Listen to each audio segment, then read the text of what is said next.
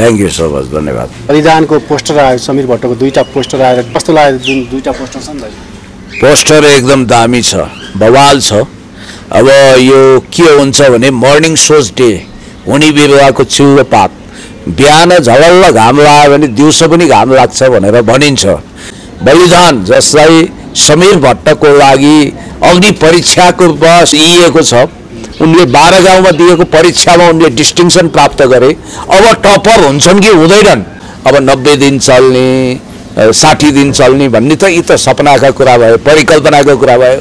Long एगो there was a king जमानामा यो चल्थ्यो हैन, उहिले सिमसिमे राजाको पालामा भने जस्तो। अब मेला र महोत्सवमा पलको चर्को डिमान्ड, मेला महोत्सवमा पलशाला हेर्न जुत्ती खेलेर मान्छे जान्छन्, फिल्म हलमा पनि जानु पर्यो भन्ने कुरो निर्माता निर्देशकको छ।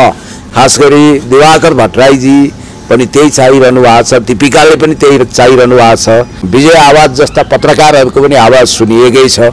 र त्यसरी हरेस चरेस खानु हुँदैन, निराश हुनु हुँदैन। एउटा फिल्म हिट भयो भन्दैमा सबै हिट हुन्छ भन्ने होइन, एउटाले धक्का खायो भन्दैमा सबै फ्लप हुँदैन। नरसिंह भन्ने उहाँको फिल्म आउँदैछ, अब नरसिंहलाई पनि यसले चोट दिन्छ कि भन्ने उहाँको पूर्ण अनुमान होला।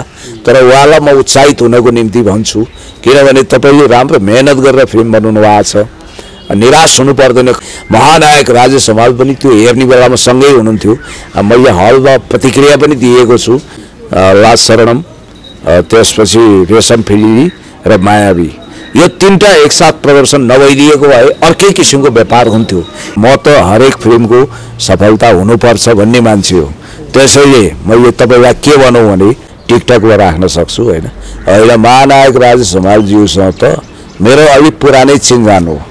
अब महानायक राजेश हमाल भनेको नेपाली सिनेमा इन्डस्ट्रिजको एउटा जिउँदो इतिहास हो, रिमेक गरिएको जस्तो लागेको छ मलाई। अच्छा, लेकिन लन्डनको चिसोले सताउला भन्ने अस्ति सुटिङ पनि हेरेको थिएँ मैले, वेट एन्ड सी। र तपाईँहरूलाई पनि धेरै धेरै धन्यवाद, थ्याङ्क यू सो मच। यो लार्जर देन लाइफ पनि हुन्छ। महानायक राजेश हमालज्यूले, राजाराम पौडेलज्यूले धेरै आफ्ना विचार भावना प्रस्तुत गरेर गइसक्नु भएको छ।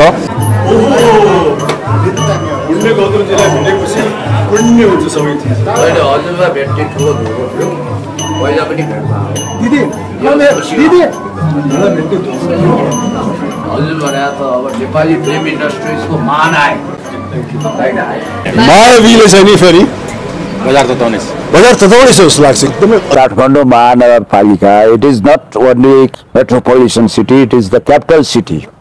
देशको क्यापिटल सिटीको मेयर भनेको नट ए जोक, एउटा ठुलै पोजिसन हो। सम्माननीय प्रधानमन्त्री र बालनजीको बिचमा तिक्तता बढाउने, टग अफ वार गराउने र यसको फाइदा लुट्ने एउटा धन्दा सेट गिरोह छ। त्यो गिरोहको प्रचार संयन्त्रमा हामी बहकिनु भएन। रवि लामिछानेको हकमा जसरी मुकुलले पार्टीबाट बहिर्गमन गरिसकेपछि ढाका कुमार श्रेष्ठले पनि त्यतिखेर धेरै कुराहरू उठाएको थिए। उर्तीपूर्ति गर्ने कोर टिम भनेको मोहनजङ थापाको नेतृत्वमा छ, त्यहाँ 2-4 जना छन् भनेर उपसभापतिको पनि नाम लिएको अवस्था छ।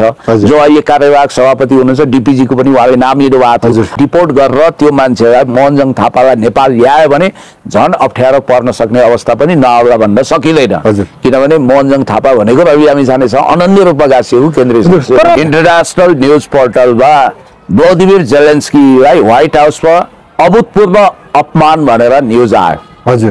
भ्लादिमिर जेलेन्स्की पनि सर्भेन्ट अफ पिपुल भन्ने एउटा मेगा सिरियलबाट उदाएका कमेडियन हुन्। नेपालको मनोज गजरेलहरू भने जस्तै पेट्रो पेरिसिनको 7 सिडी तल खसालेर उनलाई विश्वास गरे। युक्रेन भनेको कुनै समय सोभियत युनियनको हिस्सा हुने गर्थ्यो। डोनाल्ड ट्रम्पले हिसाब बाहेक खरबौं डलर तिरेर हामीले लगानी गर्यौं। हुन त यस अगाडिका उनका राष्ट्रपति जय बाइडेनलाई उनले मूर्ख भन्न पनि भ्याए। एमसीसीलाई पनि अहिले सस्पेन्ड गरिएको छ। बाबा मैले त गगन थापालाई त्यतिखेरै भने आऊ, सुनको कचौरामा भिख मागेर देश बन्दैन गगन थापाजी। देश बनाउन सपना चाहिन्छ, प्रतिबद्धता चाहिन्छ, मिसन चाहिन्छ, भिजन चाहिन्छ, आन्तरिक स्रोत परिचालन गर्न सक्ने खुबी चाहिन्छ। गफले मात्रै देश बन्दैन भनेर मैले त्यतिखेर पनि भने आऊ। हेर्दाखेरि यसो रवि लामिछाने जस्तो पनि देखिन्छन् उनी हैन। भ्लादिमिर जेलेन्स्की कसरी सत्तामा आए, कसरी उनलाई प्रवोक गरियो भन्ने कुरोको आफ्नै कथा छ।